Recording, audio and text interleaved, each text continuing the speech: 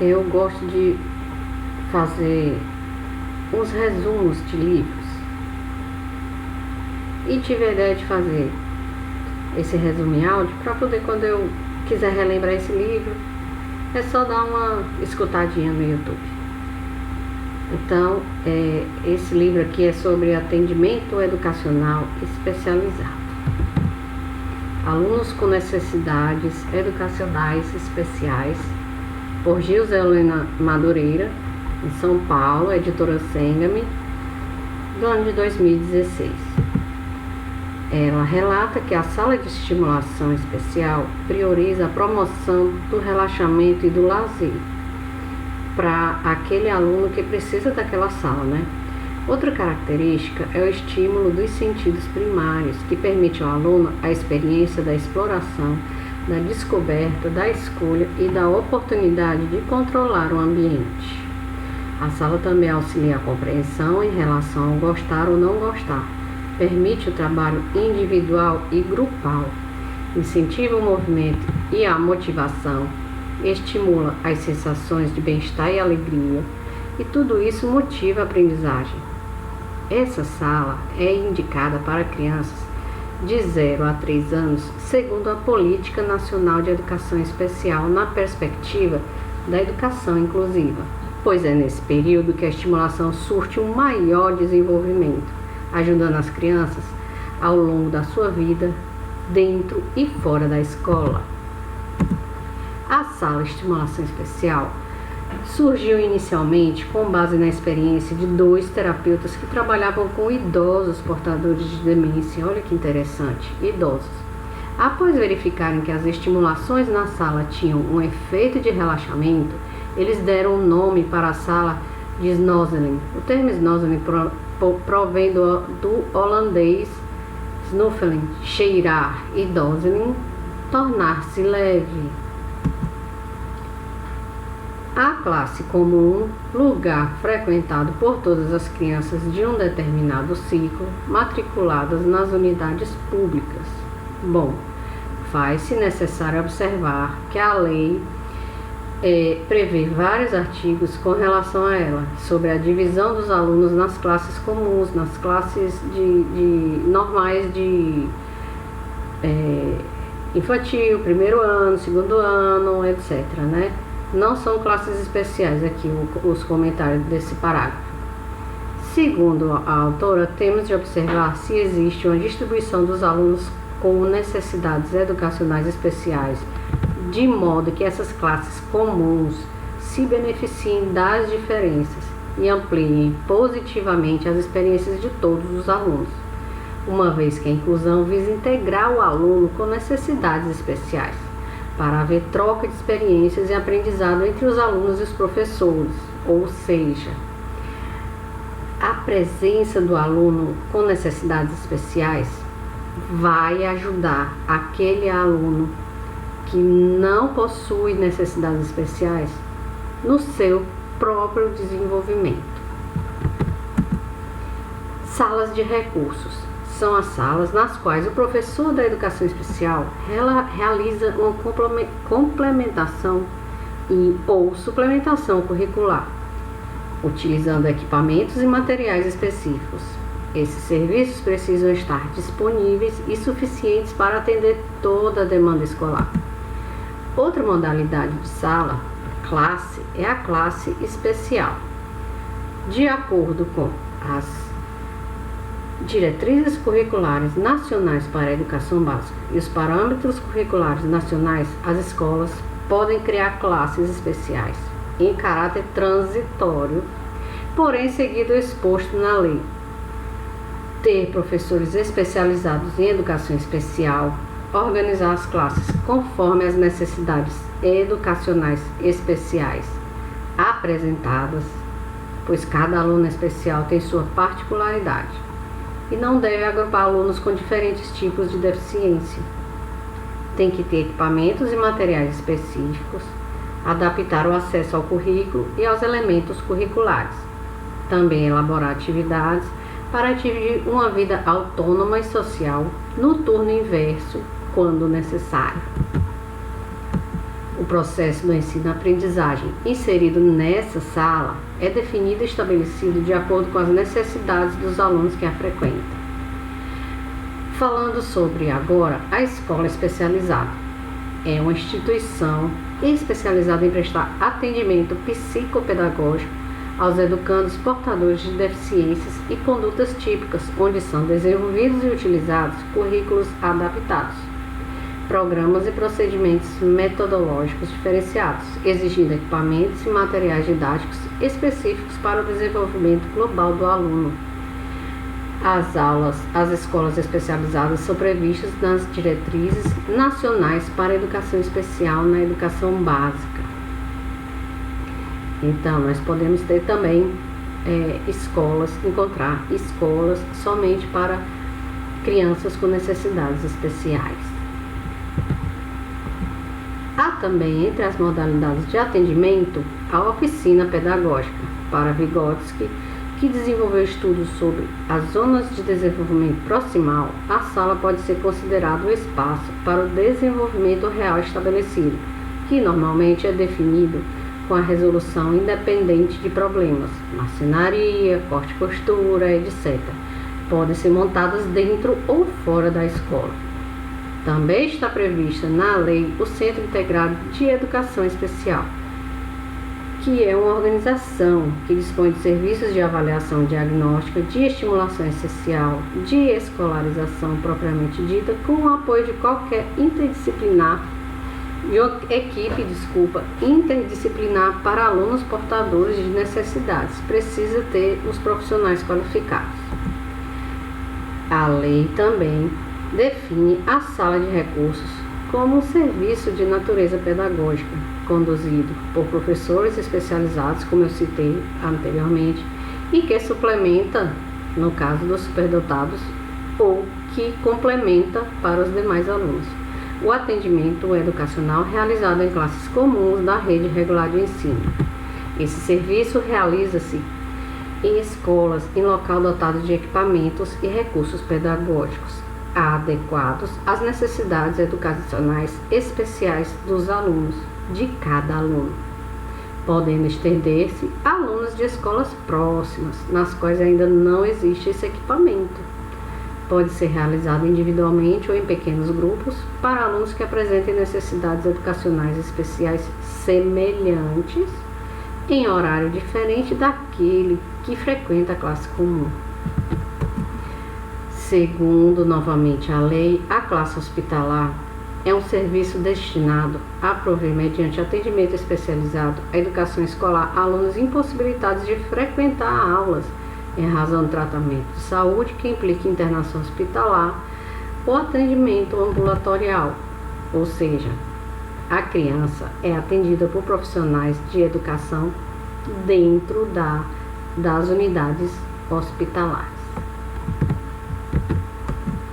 Segundo a lei, o atendimento domiciliar é o serviço destinado a viabilizar, mediante atendimento especializado, a educação escolar de alunos que estejam impossibilitados de frequentar as aulas em razão de tratamento de saúde que implique permanência prolongada em domicílio.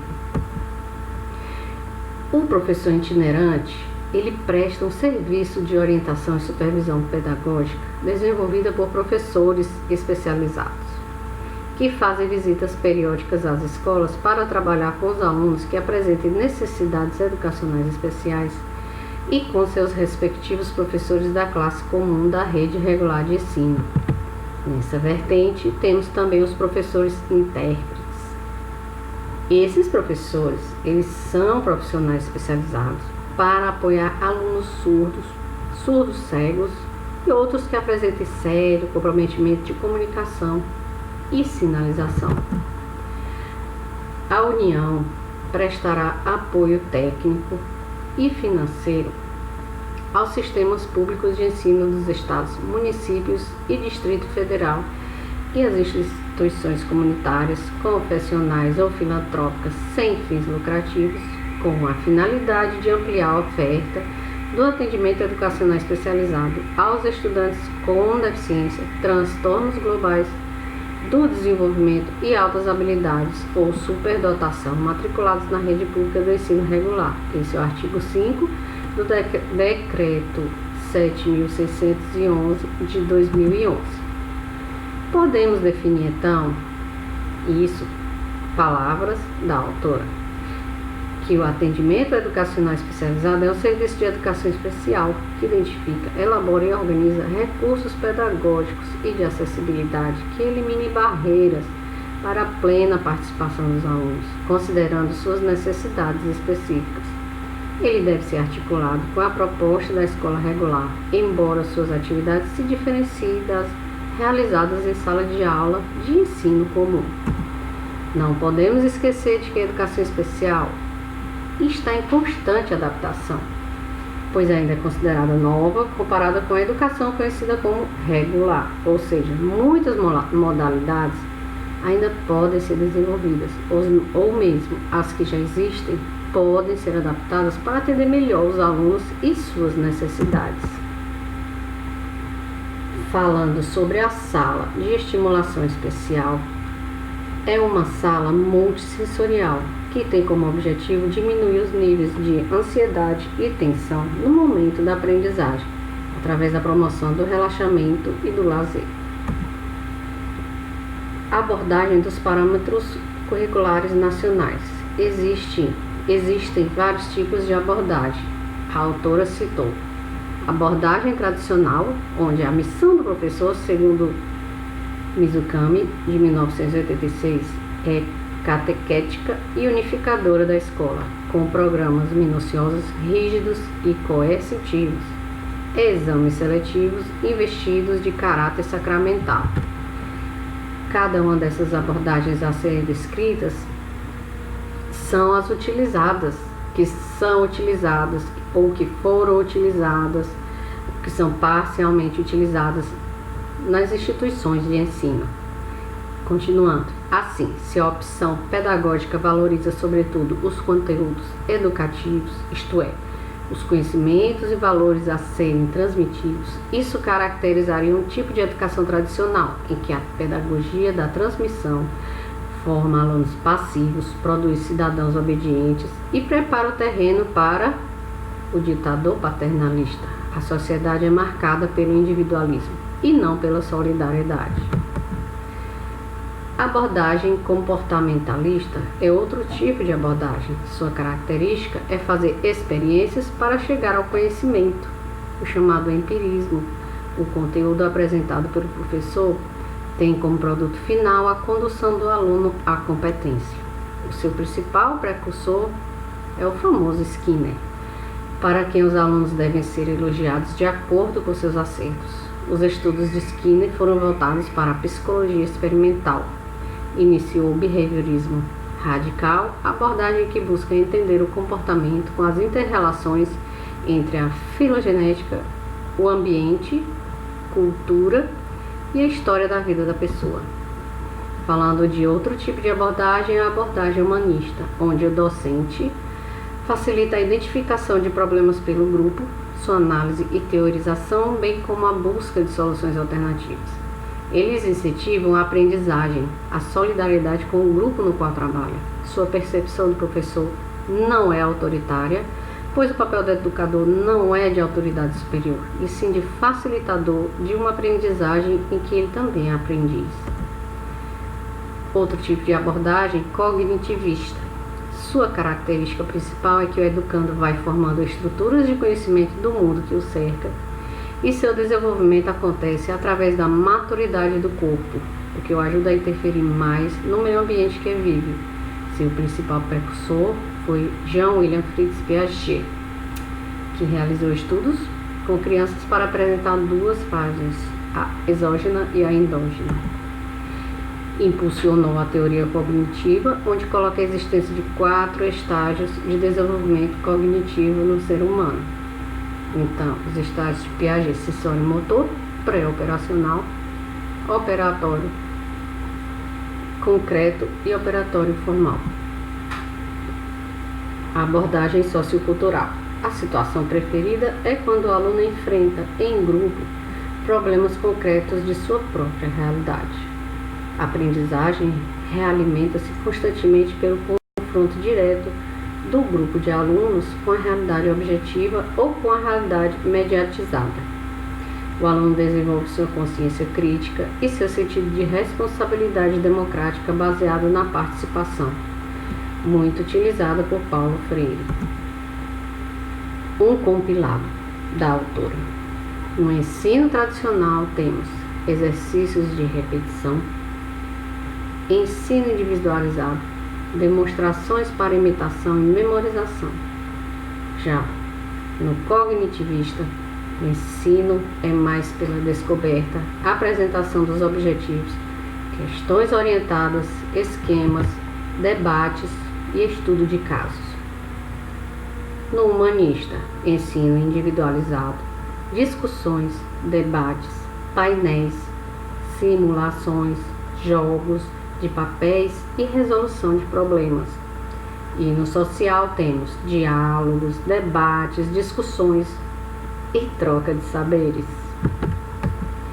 Estilos de aprendizagem são os métodos para adquirir conhecimentos, são as diferentes formas de ensinar e aprender algo. Agora vamos falar sobre esses estímulos.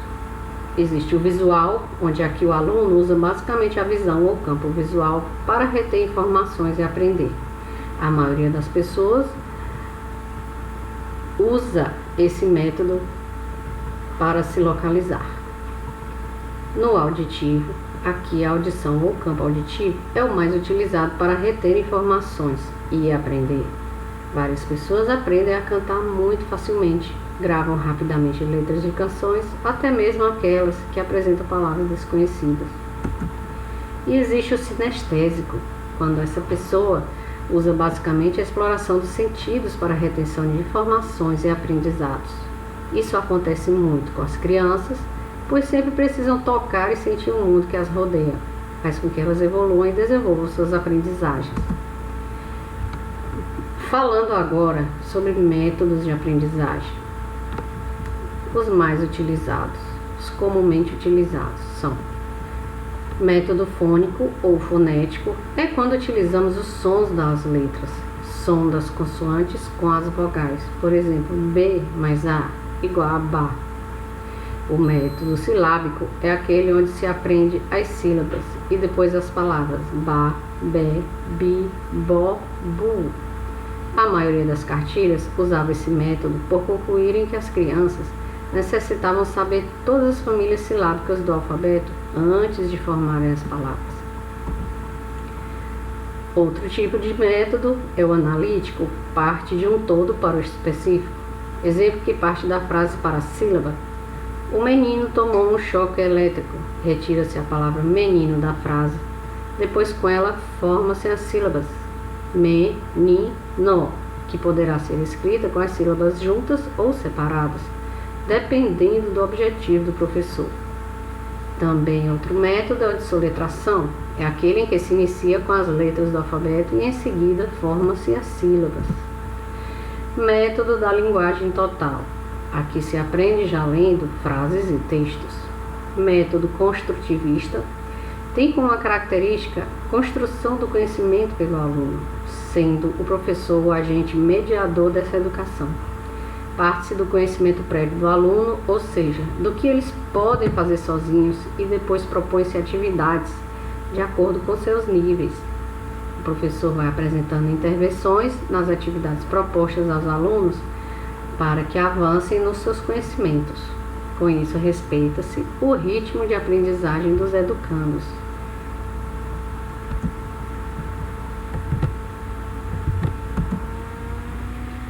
Também a técnica de sublinhar, por exemplo, consiste em ler o que se precisa e marcar no próprio texto palavras-chave ou frases que, quando lidas novamente ou lembradas, remetem ao assunto do texto ou até mesmo ao texto todo. São os tipos de técnicas de aprendizagem que estamos falando agora na realidade. Eu, particularmente, gosto muito de marcar o que eu estou lendo, as partes que eu acho mais interessantes, como a desse livro, que eu estou repetindo agora. Outra técnica é a de anotações, onde as pessoas estudam ou leem o texto ou o trecho dele e vão anotando o que é importante. Como vão anotar em outro lugar, o cérebro acaba por ver o que foi estudado 2 vezes e, ao escrever, cada pessoa coloca seu modo próprio de entender. Eu, por exemplo, quando assisto aulas, vou escutando o que o professor vai falando ou vendo os slides e vou anotando tudo. Os mapas mentais também são utilizados. A pessoa, a partir do texto lido, faz um resumo com palavras importantes, conectando-as conectando essas palavras de outras partes do texto e faz a conexão, né? Uma palavra com outra, como se fosse ao invés de ser uma frase, por exemplo, de uma página inteira, puxa ali 3 palavras, até ter um esquema global, usando somente as palavras-chave. Se utiliza muito isso para apresentação de trabalho. Por exemplo, trabalho científico, a pessoa faz os slides só com a palavra-chave do que deve falar. A técnica dos flashcards faz com que a pessoa que a utiliza faça fichas de estudo com pequenas frases, onde as datas, os números e os nomes fiquem em negrito para que, quando for necessário, a pessoa somente através dessas informações acesse no seu cérebro o restante que é importante. Já a técnica dos exercícios de casos práticos leva a pessoa, através do texto, a lembrar de outras situações parecidas com o que foi lido. Muitas vezes isso está relacionado com situações reais de que as pessoas já têm conhecimento ou de que outro já tenha conhecimento. Muitos textos apresentam casos reais e, para resolvê-los, é necessário utilizar as informações contidas nele. A técnica dos testes e simulados é amplamente usada com os universitários, pois eles estudam determinada disciplina e fazem simulados dos vestibulares dos anos anteriores para medir o quanto sabem ou ainda precisam saber. Na técnica chamada brainstorming, é formado um grupo de pessoas que se reúnem para estudar temas iguais. O estudo é conduzido através de debates sobre os temas selecionados, onde cada componente coloca sua opinião e ouve a dos outros integrantes. Várias pessoas no mundo utilizam essa prática. Todos praticam essa técnica desde os anos fundamentais de estudo. Esse recurso é frequentemente utilizado mais no MBA ou também no mestrado. A memorização foi uma técnica muito utilizada na escola tradicional, uma vez que decorar era uma forma de aprender. Desta forma, memorizando-se naquela época, quer dizer, na minha época, por exemplo, memorizava-se tabuada, números, letras, famílias silábicas, para poder desenvolver os estudos iniciais. Atualmente, as pessoas usam essas técnicas para fórmulas, mas há quem ainda use para textos e informações que achem necessárias na sua vida diária. A técnica de organização de estudos necessita de uma organização de horário de estudo diário, ou seja, todos os dias. Procura-se reservar um horário na agenda para sentar e estudar uma matéria ou disciplina por vez. Isso faz com que a pessoa organize o cérebro para isso. Essa constante atividade faz com que as pessoas que a utilizam mantenham uma forma eficaz de organização de suas atividades diárias. Outra técnica conhecida é o desenho, muito usada pelos alunos pequenos, especialmente aqueles que ainda não escrevem com fluência e preferem se comunicar com gravuras em formato de histórias. Essa forma de comunicação já era utilizada desde os homens da caverna, que desenhavam em suas paredes para contar um fato acontecido ou deixar registrado o que acontecia. Também existe a técnica da aula invertida, consiste em ensinar os alunos a estudar e preparar a aula com seus computadores, por exemplo, antes da explicação. O intuito é torná-la mais dinâmica e interativa, de acordo com os estudos de cada aluno. Técnica da autoaprendizagem. com a curiosidade dos alunos, é possível que muitos, utilizando a internet, aprendam sozinhos, mas é adequado a supervisão adulta nessa técnica. Vamos falar agora sobre deficiência. Tipos de deficiência. Deficiência visual. A deficiência visual é a perda total ou parcial, congênita ou adquirida da visão. O nível de acuidade visual pode ser dividido em duas categorias: cegueira, quando a perda total da visão ou pouquíssima capacidade de enxergar, o que leva a pessoa a necessitar do sistema Braille como meio de leitura e escrita. Baixa visão ou visão subnormal caracteriza-se pelo comprometimento do funcionamento visual. Pessoas que apresentam 30% ou menos de visão no melhor olho, mesmo após tratamento ou correção com óculos comuns. As pessoas com baixa visão podem ler textos impressos ou ampliados ou utilizar recursos ópticos especiais. O professor e a abordagem em sala de aula para alunos com deficiências visuais podem utilizar alguns recursos ou tomar providências para que o processo de ensino-aprendizagem seja mais eficaz, como sentar o aluno na frente e na parte central da sala, evitar a incidência de claridade diretamente dos olhos da criança ou adulto, estimular o uso constante dos óculos se for a orientação médica, adaptar a letra do trabalho de acordo com a condição visual do aluno, conceder maior tempo para terminar as atividades propostas, ter certeza de que o aluno enxerga as palavras ou desenho. Sentar o aluno em um lugar com pouca iluminação se ele tem fotofobia, que é a dificuldade de ver com claridade. Evitar a iluminação excessiva na sala. Observar a quantidade e nitidez do material utilizado pelo aluno. Observar se o aluno espaça adequadamente as letras, as palavras, as linhas.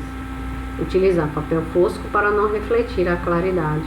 Explicar oralmente as tarefas a serem feitas. Deficiência auditiva, hipoacusia, refere-se a uma redução na sensitividade da audição, sem qualquer alteração de sua qualidade. O aumento da intensidade da fonte sonora possibilita uma audição bastante adequada. Disacusia refere-se a um distúrbio na audição expresso em qualidade e não em intensidade sonora. O aumento do volume da fonte sonora não garante o perfeito entendimento do significado das palavras quando se fala de disacusia. Ao optar em oferecer uma educação bilíngue, a escola está assumindo uma política linguística em que duas línguas passarão a coexistir no espaço escolar. Além disso, também será definido qual será a primeira língua e qual será a segunda, bem como as funções que cada língua irá representar no ambiente escolar. As salas de AE ou SAT, salas ambiente temáticas, possuem os seguintes objetivos: ouvir o outro, diz respeito à capacidade de compreender o que os colegas e o professor transmitem oralmente. Falar, o aluno utiliza seus recursos de comunicação oral para exprimir sua compreensão, interesses, desejos, ideias e estabelecer trocas com os outros, sejam colegas ou professores. Ler, o aluno interpreta textos de todos os gêneros de acordo com sua visão de mundo. Escrever, o aluno descreve as funções e o uso da língua escrita nos atos de registrar, informar, comunicar, instruir e divertir. Favorecer a livre expressão, ler, escrever, falar, comunicar de forma que o aluno expresse mediante a produção oral e escrita, mesmo quando o professor atua como um redator. Compartilhar práticas, explorar a construção coletiva e cooperativa na leitura e escrita. No cotidiano, significa que a pessoa com deficiência intelectual tem dificuldade para aprender, entender e realizar atividades comuns se comparado às outras pessoas. Muitas vezes essas pessoas com deficiência intelectual se comportam como se tivessem menos idade do que aparentam. O que pode estar por trás disso pode ser síndromes diversas, transtornos do déficit de atenção com ou sem hiperatividade, TEA, transtornos de aprendizagem, como dislexia ou outros, distúrbios do sono, como sonambulismo, deficiência múltipla, altas habilidades. Falando sobre deficiência física, é alteração completa ou parcial de um ou mais segmentos do corpo humano, acarretando comprometimento da função física. A educação deve rever as práticas pedagógicas para melhorar suas aulas e repensar o planejamento escolar, que é sempre favorável, e deve viabilizar a flexibilidade. Estabelecer novos processos de avaliação é de suma importância, uma vez que o portfólio é uma atividade significativa dos alunos e cada um pensa e registra suas ideias de modo diferente. O uso de fotos dos alunos produzindo suas atividades é um recurso importante para o professor no registro da avaliação. Vídeos e gravações de leitura e escrita podem ser um instrumento muito apreciado pelos pais ou responsáveis também. Portanto, é importante que o professor não esqueça de pedir logo no início do ano letivo a autorização de imagem do aluno, devidamente assinada pelo responsável, colocando no documento a parte específica de atividades de cunho educacional. Condutas típicas, manifestações de comportamentos típicas dos portadores de síndrome, essa é síndrome de Down, e quadros psicológicos, neurológicos ou psiquiátricos que possam ocasionar atrasos no desenvolvimento e prejuízo no relacionamento social, em grau que requer atendimento educacional, mesmo que sejam problemas passageiros. No projeto Escola Viva, do Ministério da Educação, é possível encontrar a seguinte definição. Refere-se a uma variedade muito grande de comportamentos e encontram-se várias definições em diversas literaturas. Pode ser definida como comportamentos voltados para si próprio ou comportamentos voltados para o outro. Aqui estamos falando um pouco também, além dessa parte psicológica, a gente lembra do transtorno do espectro do autismo. Esses são os tipos de comportamentos, né, que podem ser voltados para si próprio ou para os outros. Nos comportamentos voltados para si próprio, encontraremos fobias, automutilação, podemos encontrar, né, alinhamento do contexto externo, de fora do ambiente que vive, timidez, recusa em verbalizar, recusa em manter contato visual. No entanto, as crianças com comportamentos voltados para o outro apresentam as características de agredir, faltar com a verdade, roubar, gritar, falar ininterruptamente ou comover-se o tempo todo. Condutas típicas mais comuns em sala de aula. Ou seja, alguns problemas que os professores mais percebem dentro de sala de aula, comportamentais, né? Distúrbios de atenção.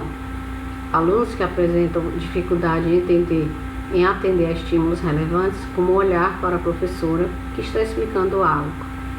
Hiperatividade. A criança está sempre em movimento, o que se torna grande empecilho para o seu envolvimento com uma determinada ação ou tarefa. Impulsividade.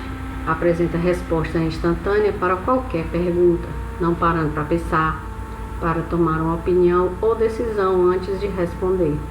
A impulsividade geralmente acompanha a hiperatividade. Alinhamento. São crianças que evitam ou se recusam terminantemente a manter contato com os outros ou qualquer aspecto do ambiente sociocultural. Não respondem quando solicitados a fazer algo, não brincam nem interagem com outras crianças. A agressividade física ou verbal constitui-se de ações destrutivas dirigidas a si próprio ou a outras pessoas ou a objetos do ambiente. Causas das condutas típicas podem ser biológicas, herança genética, anormalidades, bioquímica, anormalidades neurológicas, lesões do sistema nervoso central. Podem ter causas fenomenológicas, desconhecimento equivocado de si mesmo, uso inadequado do mecanismo de defesa, sentimentos, pensamentos. Pode ter causas psicológicas, funcionamento da mente, segundo Freud, de ego, superego, experiências traumáticas na infância, herança genética, causas comportamentais, por eventos ambientais, como falha na aprendizagem de comportamentos adaptativos, por circunstâncias ambientais estressantes, causas sociológicas ou ecológicas, rotulação, transmissão cultural e desorganização social. Enfim, para a autora, não existe um padrão único de conduta típica, abrange uma grande variedade de comportamentos e o que os determina também pode ser de natureza variada. Estratégias de intervenção. É importante que o professor estabeleça claramente com os alunos os limites necessários para a convivência no coletivo, o que chamamos de combinados da sala. Isso deve acontecer para todos os ambientes da escola. O ensino também tem que ser individualizado quando necessário e norteado por um plano de ensino que reconheça as necessidades educacionais especiais do aluno. A previsibilidade de ações e acontecimentos pode diminuir muito a ansiedade do aluno que apresenta comportamento de condutas típicas. Assim, é importante que o professor coloque na lousa ou no quadro de mural a rotina com cada atividade a ser realizada naquele dia, o que diminui o caos que um ambiente complexo pode representar para esse aluno com necessidades especiais. Ele terá anotado todas as atividades e o tempo previsto para cada uma. Interação professor, escola, terapeutas, família. Bom, o professor não pode trabalhar sozinho, ele tem que ter apoio da equipe gestora da escola e da equipe técnica para aprimorar seus trabalhos com esses alunos e também da família.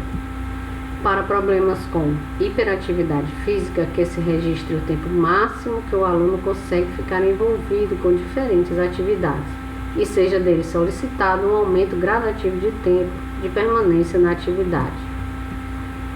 Para desenvolvimento de padrões saudáveis de interação social, temos que fornecer aos alunos modelos de comportamento não agressivos, que podem ser utilizados em situações que poderiam levar à agressão. Ensinar aos alunos respostas aceitáveis e adequadas a ataques físicos ou verbais. Esses alunos necessitam de um leque de alternativas comportamentais disponíveis, ou eles tendem a revidar o que recebem.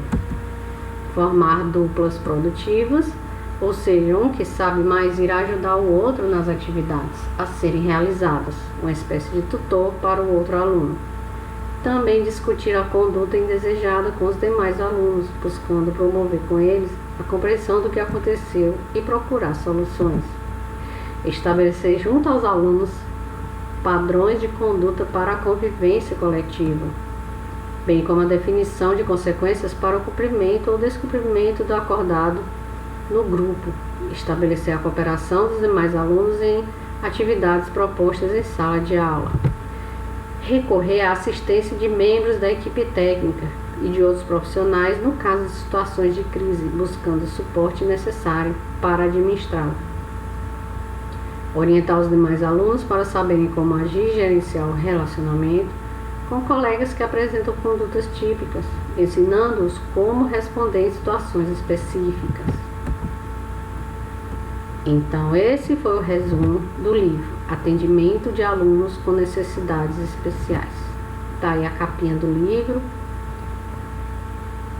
da Sengami Learning.